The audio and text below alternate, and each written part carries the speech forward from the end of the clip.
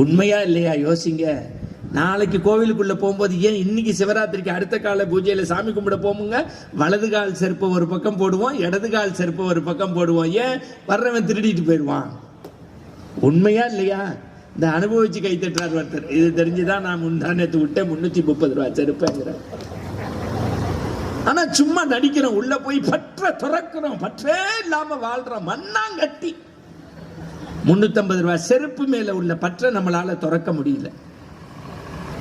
ஆனா இந்த மண்ணில் யாரு? ஆதிசங்கரரும், காஞ்சி மகா பெரியவரும், அருணகிரிநாதரும், பாம்பன் சுவாமிகளும், வள்ளல் பெருமானும், வாரியாரும், துகாராமும் வாழ்ந்த மண் இல்லையாதே. இன்னும் 1000 வருஷம் ஆனாலும் இந்து மதத்தை எவனாலும் அழிக்க இல்லை, தொட்டு கூட பார்க்க முடியாது, தொட்டு கூட பார்க்க முடியாது. முட்டா பசங்களுக்கு தெரியல இது.